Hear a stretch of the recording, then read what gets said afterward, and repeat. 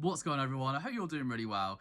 In this video, I thought I would reach out and shoot a video for Twitter. I've not done a video in ages to sort of talk about my thoughts and feelings behind the Master Collection Program, sort of share some ideas with you about things that I think they could add, share some ideas about where I think they've gone really well. And in my opinion, I think it's an incredibly well-balanced system. I think for a first draft, huge congratulations to VEVE and Akomi and the team. I think you guys have done a great job of creating a balanced system for everyone, new collectors, old collectors or OG collectors, small investors and whales. I think they have created a very synergized, balanced system for all to partake in, and there are many different strategies that can be executed to gain an edge or gain an edge within this MCP. Now, the first thing I want to talk about is the Secret Rare comics, okay? Because obviously that is the hot topic right now. I've seen a lot of stuff being written about it. A lot of opinions are being thrown around. A lot of people are disappointed. A lot of people are quite scared and fearful because of how much they've put into this and the building of the Secret Rare collection. So I just sort of share with you my point of view on it. I will agree with you. I don't think it makes sense that two commons will equate to the same recurring point system as a Secret Rare. I think we all can go on the same page. That doesn't make a lot of sense. I do think it's just a simple overlook. I think we're taking a very minor detail and turning it and sort of disregarding this incredibly extensive system that's been created to balance out this MCP for all style of collectors. Now, I agree, like I said, the Secret Rares needs to be adjusted, and this is why they said that it's an open system for people to talk about. They want to hear from the community, and I'm going to touch upon this a little bit later on about how important this is to not really take advantage of this and get complacent in something like this. It's a very unique stance that doesn't happen very often within large companies or very, very insane companies like what VEVE are building right now. So I just think it's important for us to remember that, you know, things can be adjusted, and the Secret Rares, in my opinion, need to be adjusted. Now, most people, in my opinion, from the people I've spoken to and that I've seen, invest in the Secret Rares purely from a speculative standpoint for the monetary side of things. You know, people mostly didn't invest into this because of the Master Collection Program, okay? And if you did, then I understand. Then I'm sorry, I'm not trying to offend anyone, but from the general consensus is that people got into this for the financial side of things, for the Secret Rares. Now, one thing you have to learn in investing, especially from my experience, is that if you're going to speculate against something before the actual final details have been released, then that is a speculation that you are making that you could potentially, and this isn't financial advice, lose out on. And if it hasn't gone your way, then it's a lesson learned, rather than to point fingers at someone said something wrong. Now, obviously, in this particular instance, I do believe it's been overlooked. But from a general lesson learned is that maybe it's best not to speculate against something so heavily before the final details have been released. Now, one of the great things that I think about the Master Collection Program that's come out that I think is awesome is the tiered set system they've done.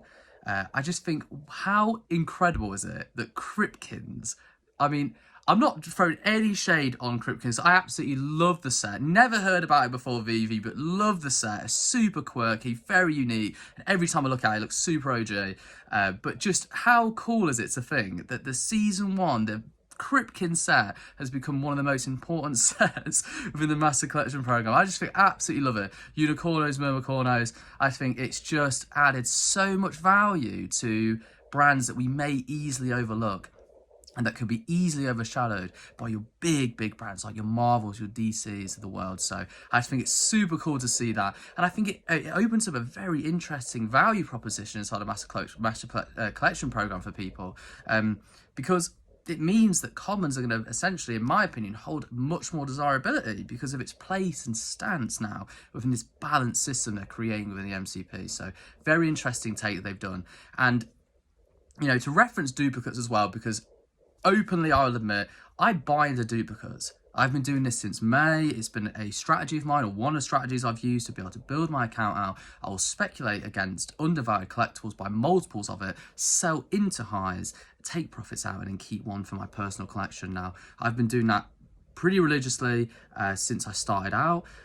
So I've never been in the mindset when I was buying into duplicates that this would be to benefit MCP. It's always been purely from an investment standpoint in my mind, so that I can continue to build my collection out. So that doesn't really bother me that much. Anyone that was hoarding and buying into these for master collection program, once again, refer to what I said earlier.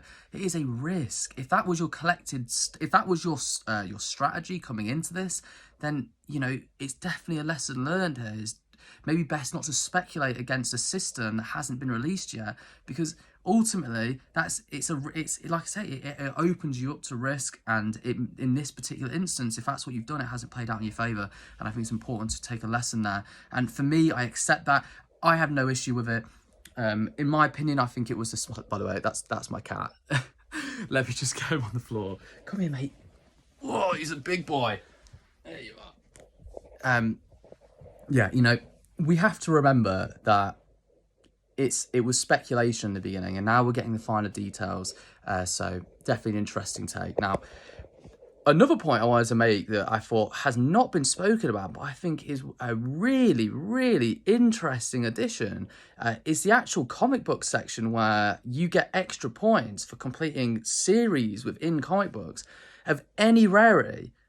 I just think what an awesome way to incorporate some utility into the MCP for comics. People aren't talking about this, which confuses me, because I just think it's such a well-balanced system. It means anybody right now can go, under my understanding, start buying up the commons, which in my opinion are very undervalued anyway, and be able to add extra advantages to themselves for owning series of an MCP. I think that's a great play. You know, I, as a collector, have gone and bought one of every single comic, or not one of every variant, I can't afford that, but I mean one of every single comic from each series, just purely from a collecting standpoint. That's just because I like to collect, and it's kind of satisfying having one of everything when it comes down to the comic books. Now, to see that would benefit my collection style is great, but it can benefit anyone's collecting style. It's super inexpensive to get involved with. I think it makes a lot of sense, and I don't think it's something they should change. I think it's a great system and utility to the comic book section. So a strategy of mine is to continue to build out into these series. Now, just to create some clarity there, this is not based off sets, in my opinion. Comic books aren't done by sets, they are done by variant cover art. I think that is to mirror the physical world, in my opinion. Now, that's from what I've watched and listened to and understood from the AMAs. So this is purely based off series. So it would be like Amazing Spider-Man 1, Amazing Spider-Man like 267, Amazing Spider-Man 76 or whatever. I'm not a massive comic book guru, but that is my understanding of this, which I think is a really cool system. It's a scaled out system, and I think as the collection grows within comics, I think it opens a great opportunity for people to create lucrative systems to build master collection points out. One of the areas that I think could be adjusted, or has been overlooked, and it was from a follower that I saw write a post about it, was that we don't have currently anything put in place for Rarity. And what I mean by Rarity, I mean like CE tags, FA tags, FE tags. I think it's slightly overlooked. I think there's definitely has its place within a master collection program. I think we could incorporate some level of recurring point system. Now, whether that's daily is up for speculation. I think that's up for debate and conversation with the team. But I definitely think it has a level of incorporation that can be put into this, opposed to just the scarcity side. Like, for example, CE tags, Comic-Con exclusives. I think that is something we can incorporate into the master collection program, and something that could be spoken about. Because ultimately, FAs, CEs, and FEs hold the highest value or highest rarity proposition, in my opinion, inside of VEVE, opposed to the normal rarity ranks like secret rare, ultra rare, rares, commons, uncommons, etc. So I think it's important that maybe we incorporate that. Now, the other side of things that I was thinking about as well was that maybe a slight increase on the rarity points distribution. I do like what they've done. Look, they are erring on the side of balance. Have to remember this. It's so important to create a balanced system with this. If you create something that heavily benefits heavy investors, you're going to create a system that is not attractive to new users. And as an investor of OMI, as a heavy investor within VEVE, I do not want to see a system put in place that alienates and discourages new users to want to get involved with collecting. We've got to remember, this is specifically designed to bring new collectors in. Right now, we've got a lot of crypto, we've got a lot of new collectors that are enjoying these NFTs, but ultimately the wider audience needs to have a system that's balanced so they can get involved with it easily. So I just think maybe a slight bump up, maybe a little bit of a rethink and a rejig. But either way, I think it was cool to see some type of recurring system within this. Now, the last thing, another point, the last point I want to make before I go on to my actual last point is I do think we could also incorporate something into mints. Now, obviously, it's no secret that I like buying into mint numbers. You know, it's literally Mint Hunter is on my Twitter tag, thanks to the Gale. So he mentioned that to me and I thought it was a pretty cool addition. I think it made sense. So, look, I love mint numbers. Irrelevant to whether they incorporate more value, which I definitely think they do, but it's a whole different video. I do think it has its more significant place within the Master Collection Program. Now, am I going to be annoyed if they don't do it? No. My investment strategy for mint numbers wasn't specifically designed around Master Collection Program. However, I do feel like, as I was going to suggest, now they're going to do it for the sub 150. Now, quick question. Is that sub 150 public mint? So from like 40 onwards, so it'd be like 40 to 190, or is that for also inclusive of the previous 40? I'd probably presume it comes from the baseline that 41 is the lowest mint you can get, but definitely something that I think needs to be clarified. But I do feel like we can incorporate something into, you know, mint numbers sub 500, sub 1000. And I'm not saying daily recurring, but maybe a weekly point.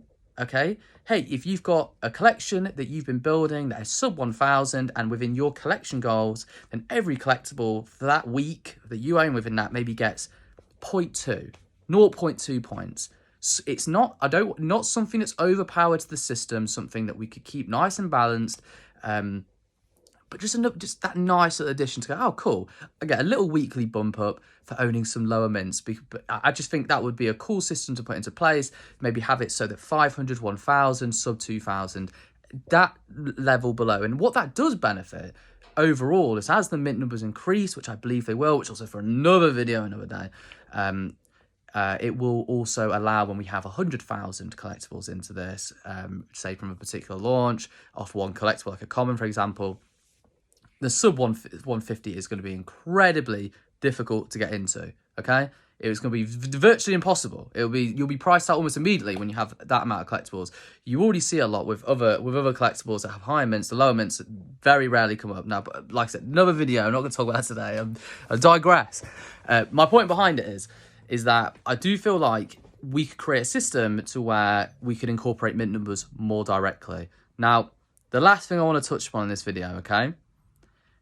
I think it's important that we have respectful debates, okay? I've seen a lot of people, I'll say a lot of people, a few people that have been a little bit rash, a little bit complacent towards some of the news that's come out. Now, you have to remember, we're in a very unique place with VEVE. They have openly said that we can have communication and make changes with them, which is a testimony to the professionalism of the team and their direction they want to take this vision into. I think it's important for us to remember and not be to overlook how significant it is that we have that gift, and it is a gift. I use that word very, very specifically. It is a gift to be able to communicate with a company like this so directly, so early on.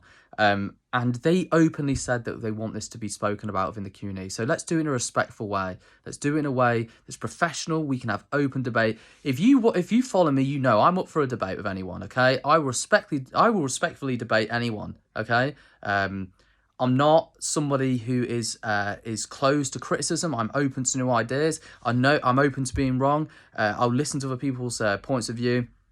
I'll take it on board. It's just something I've always enjoyed. I've done it with my friends my whole life. Open debate is good fun for me. I think it's good for everybody. But it needs to be done in a respectful way. It needs to be done in a professional way. We are all adults, or most of us, I presume, that are here. They're over 18, whatever. So we need to do it in a way that's respectful to the team and what they allow us to do in terms of their transparency. So that's the last point I wanted to make there. I thought, overall, incredibly exciting system. Let me know in the comment section below your thoughts and feelings and ideas behind the MCP.